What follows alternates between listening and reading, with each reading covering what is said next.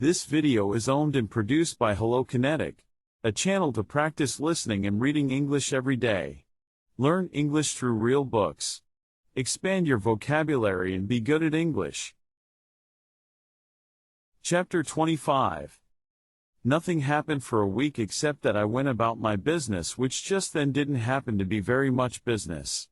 One morning George Peters of the Carney organization called me up and told me he had happened to be down Sepulveda Canyon Way and had looked in on Drive Veringer's place just out of curiosity. But Dr. Veringer was no longer there. Half a dozen teams of surveyors were mapping the tract for a subdivision. Those he spoke to had never even heard of Dr. Veringer. The poor sucker got closed out on a trust deed, Peters said. I checked. They gave him a grant for a quitclaim just to save time and expense, and now somebody is going to make $1 million clear out of cutting the place up for residential property. That's the difference between crime and business. For business you gotta have capital. Sometimes I think it's the only difference. A properly cynical remark, I said, but big-time crime takes capital too. And where does it come from, chum? Not from guys that hold up liquor stores. So long. See you soon. It was 10 minutes to 11 on a Thursday night when Wade called me up. His voice was thick, almost gurgling, but I recognized it somehow. And I could hear short, hard, rapid breathing over the telephone. I'm in bad shape, Marlowe. Very bad. I'm slipping my anchor. Could you make it out here in a hurry? Sure, but let me talk to Mrs. Wade a minute. He didn't answer. There was a crashing sound, then a dead silence, then in a short while a kind of banging around. I yelled something into the phone without getting any answer. Time passed. Finally the light click of the receiver being replaced and the buzz of an open line. In 5 minutes I was on the way. I made it in slightly over half an hour and I still don't know how. I went over the pass on wings and hit Ventura Boulevard with the light against me and made a left turn anyhow and dodged between trucks and generally made a damn fool of myself.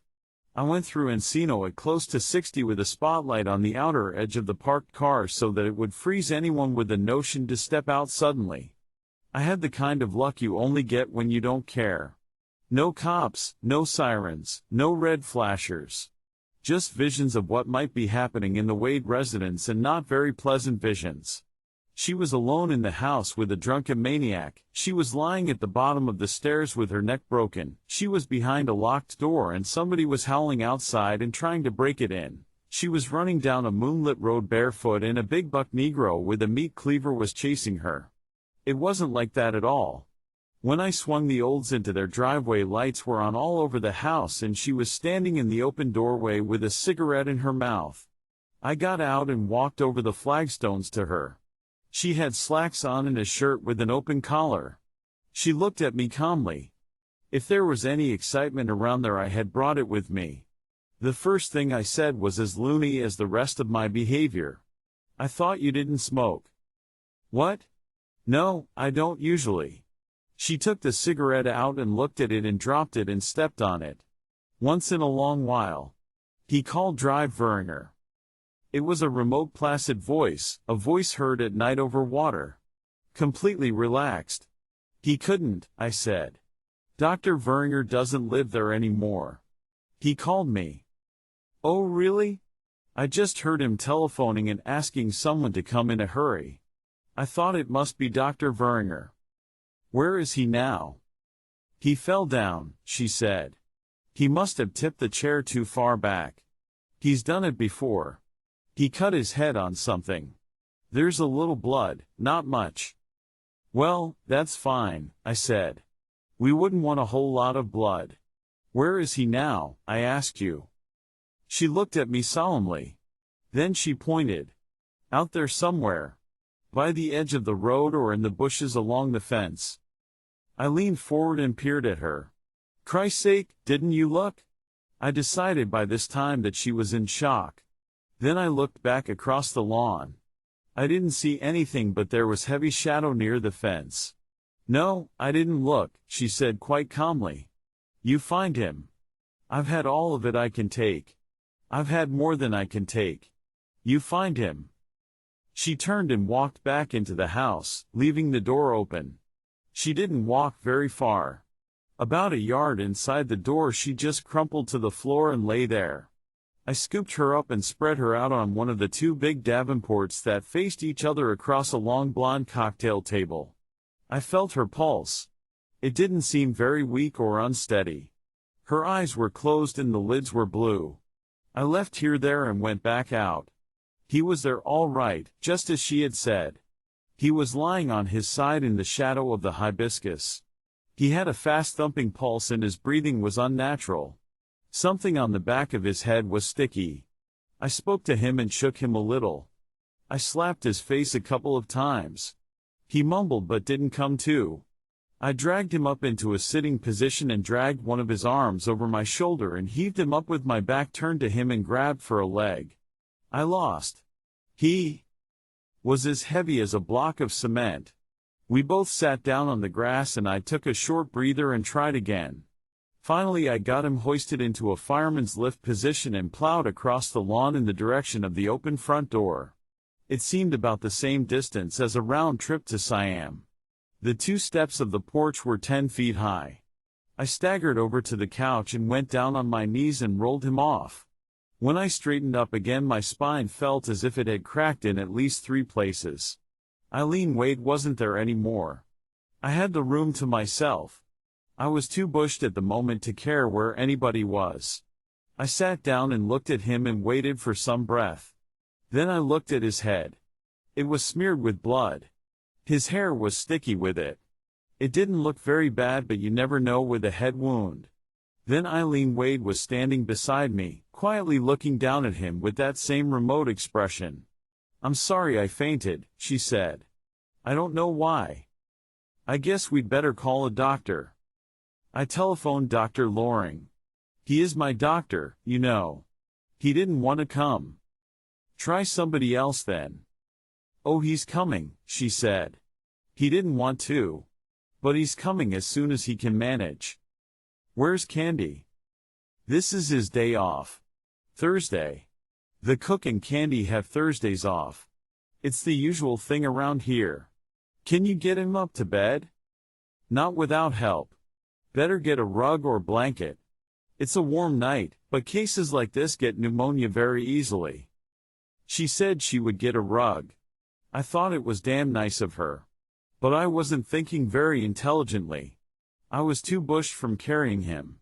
We spread a steamer rug over him and in 15 minutes Dr. Loring came, complete with starched collar and rimless cheaters and the expression of a man who has been asked to clean up after the dog got sick. He examined Wade's head. "A superficial cut and bruise," he said. "No chance of concussion. I should say his breath would indicate his condition rather obviously." He reached for his hat. He picked up his bag. "Keep him warm," he said. "You might bathe his head gently and get rid of the blood. He'll sleep it off." "I can't get him upstairs alone, doctor," I said. "Then leave him where he is." He looked at me without interest. "Good night, Mrs. Wade. As you know, I don't treat alcoholics. Even if I did, your husband would not be one of my patients. I'm sure you understand that." "Nobody's asking you to treat him," I said. "I'm asking for some help to get him into his bedroom so that I can undress him." "And just who are you?" Dr. Loring asked me freezingly. "My name's Marlowe. I was here a week ago. Your wife introduced me." "Interesting," he said. "In what connection do you know my wife?" "What the hell does that matter? All I want is—" "I'm not interested in what you want," he cut in on me. He turned to Eileen, nodded briefly, and started out. I got between him and the door and put my back to it. "Just a minute, Doc. Must be a long time since you glanced at that little piece of prose called the Hippocratic Oath. This man called me on the phone and I live some way off. He sounded bad and I broke every traffic law in the state getting over here. I found him lying on the ground and I carried him in here, and believe me, he isn't any bunch of feathers. The houseboy is away and there's nobody here to help me upstairs with Wade. How does it look to you?" "Get out of my way," he said between his teeth. or I shall call the sheriff's substation and have them send over a deputy. As a professional man, you're a handful of flea dirt, I said, and moved out of his way. He turned red, slowly but distinctly. He choked on his own bile. Then he opened the door and went out. He shut it carefully. As he pulled it shut, he looked in at me. It was as nasty a look as I ever got and on as nasty a face as I ever saw. When I turned away from the door, Eileen was smiling. "What's funny?" I snarled. You don't care what you say to people, do you? Don't you know who Dr. Loring is?" "Yeah, and I know what he is." She glanced at her wrist watch. "Candy ought to be home by now," she said. "I'll go see. He has a room behind the garage." She went out through an archway and I sat down and looked at Wade. The great big writer man went on snoring. His face was sweaty, but I left the rug over him. In a minute or two Eileen came back and she had Candy with her.